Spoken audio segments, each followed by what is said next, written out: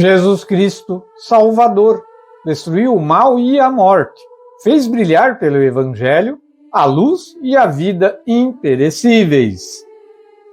O Evangelho de hoje está em Marcos, no capítulo 10, versos 46 ao 52, a cura de Bartimeu.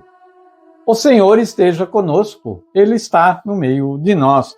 Proclamação do Santo Evangelho de nosso Senhor Jesus Cristo, narrado por São Marcos.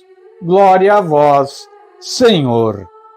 Naquele tempo, Jesus e seus discípulos chegaram a Jericó.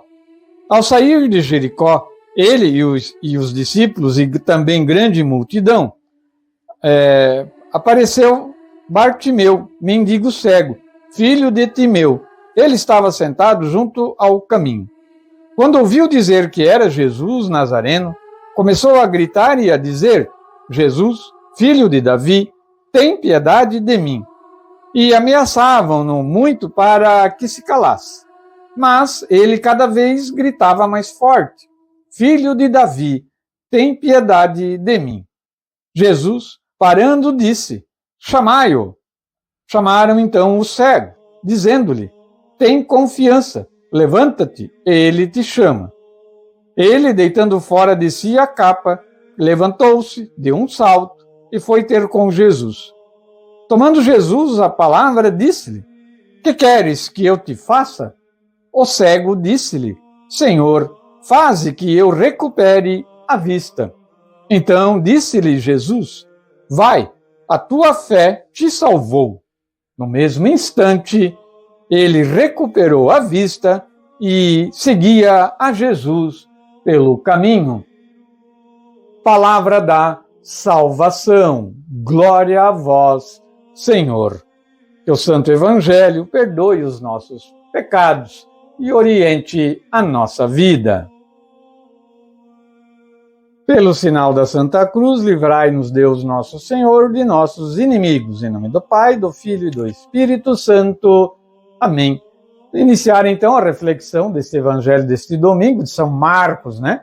Evangelho muito bonito, a cura do cego Bartimeu.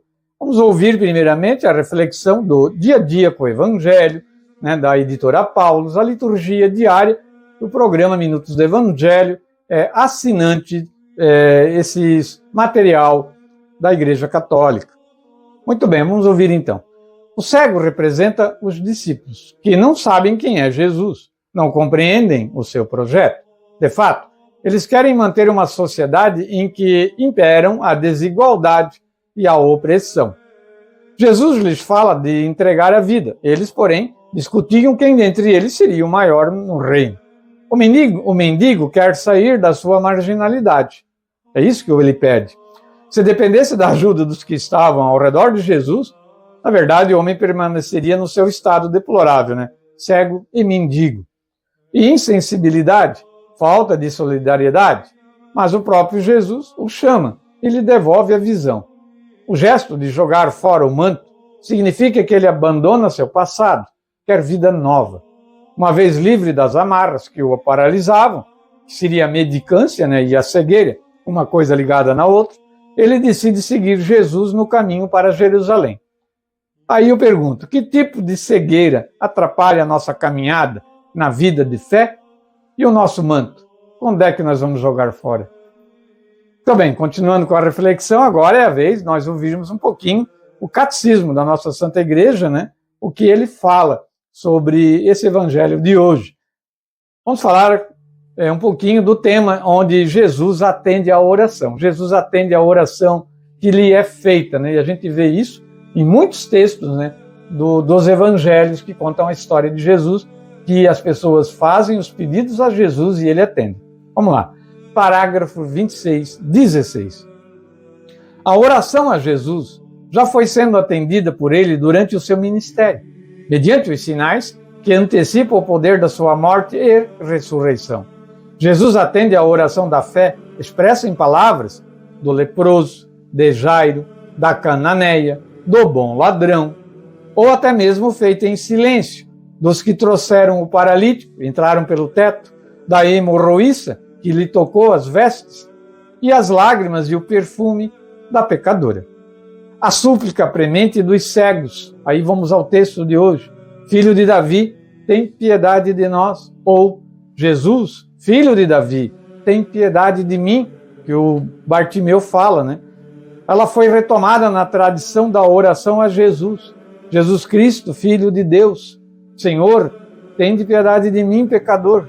Seja a cura das doenças ou o perdão dos pecados, Jesus responde sempre à oração de quem lhe implora com fé. E ele diz, vai em paz, a tua fé te salvou. Continuando, né? Vamos ouvir um pouquinho aqui, né? Santo Agostinho, ele resume admiravelmente as 3 dimensões da oração de Jesus. Sendo o nosso sacerdote, Jesus, ele ora por nós. Sendo a nossa cabeça, cabeça da igreja, Jesus, ele ora em nós. E sendo o nosso Deus, que Jesus é Deus, né, a segunda pessoa da Santíssima Trindade, a ele nós oramos. Reconhecemos, pois, nele a nossa voz e a voz dele em nós. Santo Agostinho falou isso. Parágrafo 548. Os sinais realizados por Jesus testemunham que o Pai o enviou, sem dúvida. Convidam a crer nele, com certeza. Os judeus não acreditaram. Aos que se lhe dirigem com fé, concede-lhes o que pedem, quando pedem com fé. Assim, os milagres fortificam a fé naquele que faz as obras do seu Pai. Testemunham que ele é o Filho de Deus, mas também podem ser ocasião de queda. Eles não pretendem satisfazer a curiosidade nem desejos mágicos, os milagres de Jesus, né? Apesar de os seus milagres serem tão evidentes, Jesus é rejeitado por alguns, os judeus, né? Chega mesmo a ser acusado de agir pelo poder dos demônios, acusação feita também pelos poderosos da época, né? Parágrafo 549, o pecado que cega. O pecado cega, né? Ao libertar certos homens dos males terrenos, como a fome, a injustiça, a doença e até mesmo a morte, Jesus realizou sinais messiânicos.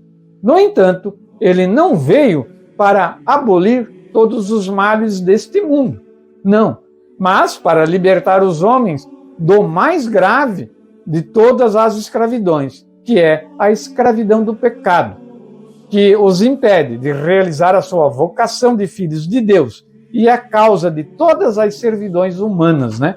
Verdade, é o pecado que destrói tudo, né? E nos leva à escravidão, né? Jesus vem libertar do pecado. Parágrafo 2668, e daí a gente encerra, né, a reflexão de hoje.